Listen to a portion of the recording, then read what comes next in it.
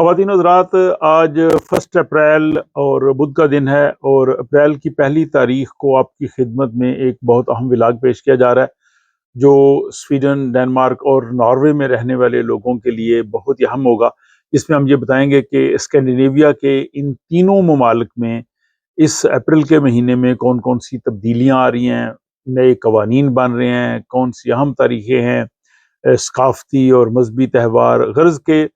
Scandinavia کے اس خطے میں جو کچھ بھی نیا ہونے جا رہا ہے اس اپریل کے مہینے میں، اس سب کا احوال جو ہے وہ آج کے اس ولاگ میں شامل ہے۔ میں ہوں اسٹاک ہوم سویڈن سے عارف کسانہ، اور آپ کی خدمت میں سلام عرض کرتا ہوں۔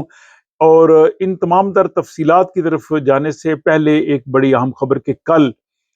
یہاں اسٹاک ہوم کا جو اسٹرابری ارینا ہے جو مال آف اسکینڈینیویا کے ساتھ،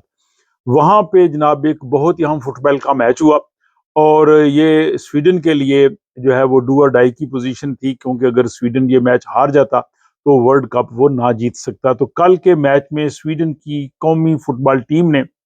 پولینڈ کی ٹیم کو 3-2 سے شکست دی، اور یہ بہت ہی دلچسپ میچ تھا، اسے ہم نے دیکھا اور اس میں بہت ہی خوبصورت گول ہوئے، خصوصی طور پہ جو آخری گول جو سویڈن نے کیا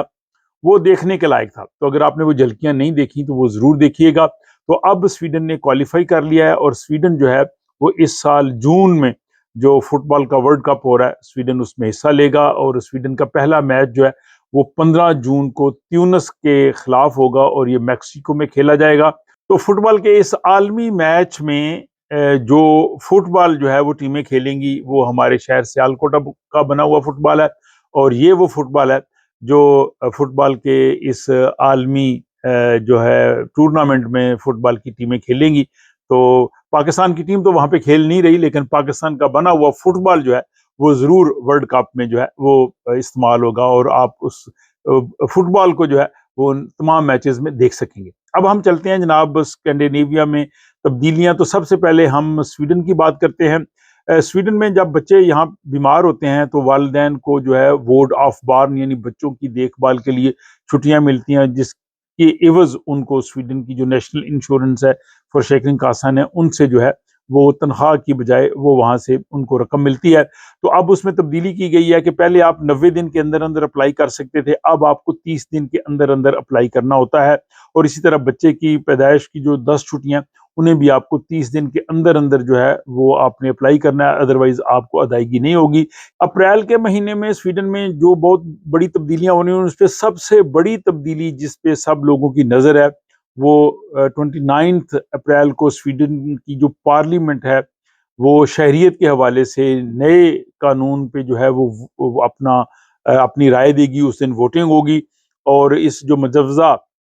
جو یعنی پرپوزڈ جو لا بن رہا ہے سویڈن کی سٹیزن شپ کے لیے، نیشنلٹی کے لیے، اس میں جو ہے وہ مدت 5 سال سے 8 سال کر رہے ہیں، اور سویڈش زبان کا ٹیسٹ، اور سویڈن کی ثقافت اور معاشرے کے حوالے سے ٹیسٹ، اور خود کفالت یعنی آمدنی کی شرط بھی ہونی چاہیے، اور اس کے علاوہ سیکیورٹی چیک اور دیگر چیزیں بھی اس میں شامل ہیں۔ اس میں ایک بڑی اہم جو ہے وہ بات ہے جس پہ لوگ انتظار کر رہے ہیں کہ کیا وہ اس قانون کا حصہ بنتا ہے یا نہیں، کہ 6 جون کو جب یہ قانون نافذ ہوگا تو اس سے پہلے جن لوگوں نے درخواستیں دی ہوں گی کیا ان پہ بھی یہ قانون نافذ ہوگا یا نہیں، اور وہ تقریباً 1 لاکھ کے قریب لوگ ہیں۔ بہرحال جناب 29 اپریل کو سویڈش پارلیمنٹ جو ہے وہ اس نئے قانون پہ جو ہے وہ اپنی ووٹنگ دے گی، اور اس دن یہ واضح ہو جائے گا کہ قانون جو ہے اس میں کیا تفصیلات ہے اور کیا کچھ جو ہے وہ ہوگا۔ سویڈن کی جناب اگلا اپڈیٹ یہ ہے کہ سویڈن میں یہاں جو ہم خریداری کرتے ہیں تو اس میں ہم ایک ویلیو ایڈڈ ٹیسٹ VAT دیتے ہیں۔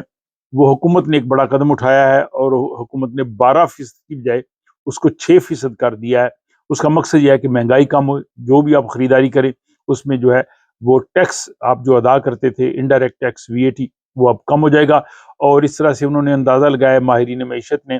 کہ ایک فیملی کو ماہانہ تقریباً 6,000 کرون کے قریب یعنی بچت ہوگی۔ یعنی ایک فیملی اگر تقریباً کیا لے 8-9 ہزار کی شاپنگ کرتی ہے تو اس کو 600 کرون جو ہے وہ بچے گا، اور جو سنگل پیرنٹ ہے ان کو تقریباً 400 کرون کے قریب، اور اگر اکیلا فرد ہے تو اس کا حساب لگایا گیا کہ اس کو تقریباً 200 کرون ماہانہ جو ہے وہ فائدہ ہوگا۔ اس کے بعد جناب ہم بات کرتے ہیں ایک اور بڑی تبدیلی جو کہ اپریل کی پہلی تاریخ سے سویڈن میں ہو رہی ہے، وہ ہے گھر خریدنا اب آسان ہو گیا ہے۔ ایک تو یہ ہے کہ ڈاؤن پیمنٹ جو ہے وہ 15% کی بجائے 10% دینا ہوگی، تو اس میں 5% کمی ہو گئی۔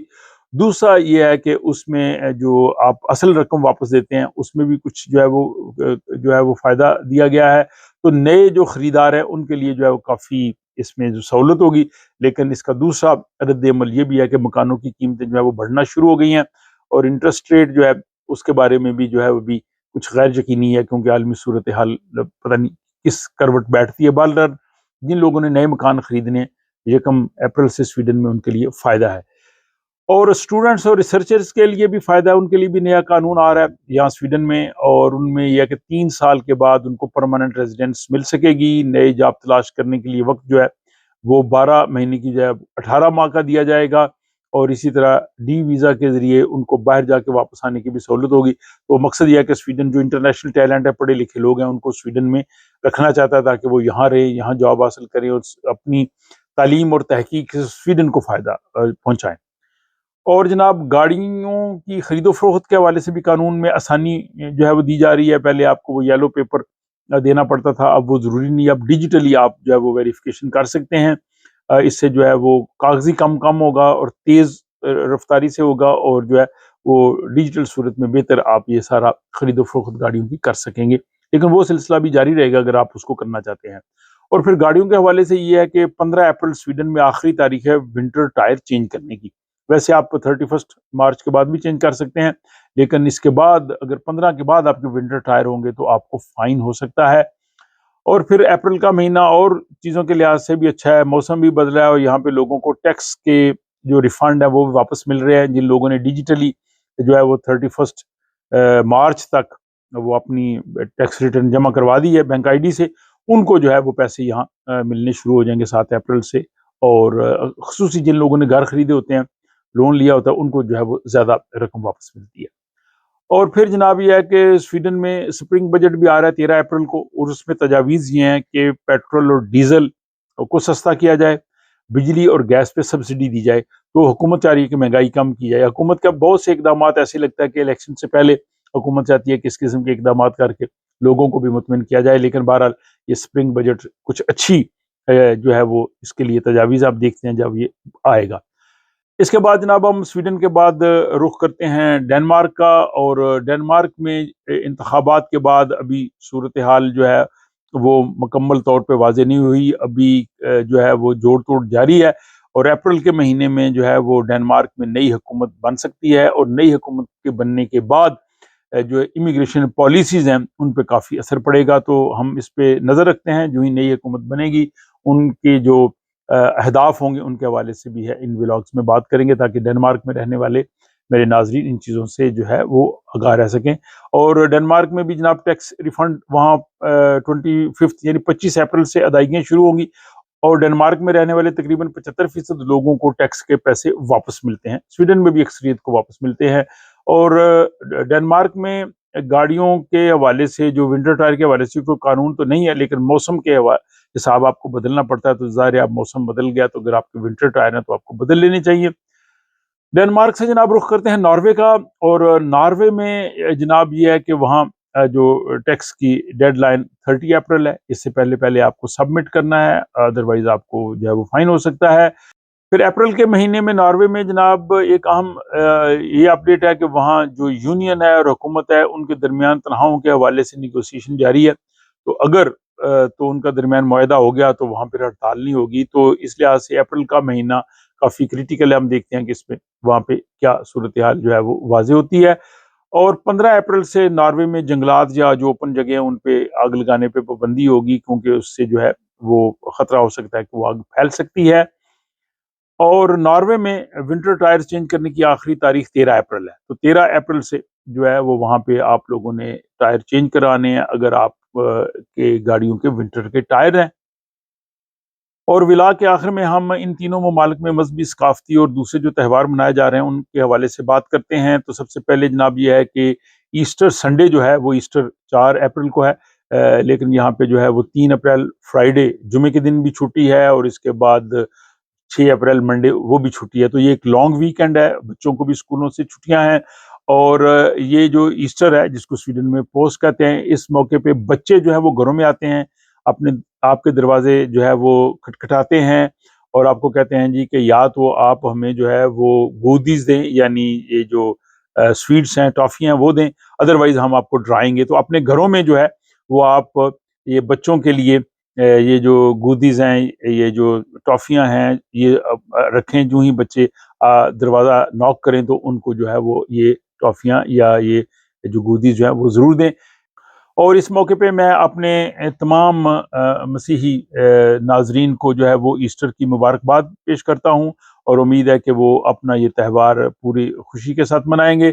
اور ایسٹر کے بعد جناب اپریل کے مہینے میں 14 اپریل کو وساکھی کا تہوار منایا جاتا ہے۔ بنیادی طور پہ یہ وساکھ کی پہلی تاریخ تھی کہ جب فصلیں تیار ہو جاتی تھی، گندم تیار ہو جاتی تھی اور اس کی کٹائی شروع ہوتی تھی، تو یہ تہوار تھا۔ لیکن اس کا جو ہے وہ سکھ مذہب کے ساتھ بھی تعلق ہے، یعنی خالصہ کے دن کے طور پہ جو ہے منایا جاتا ہے۔ تو وساکھی منانے والے میرے تمام ناظرین کو بھی میں مبارکباد پیش کرتا ہوں۔ اس کے بعد سویڈن میں بھی ایک ثقافتی تہوار 30 اپریل کو ہوتا ہے جس کو والبوری کہتے ہیں۔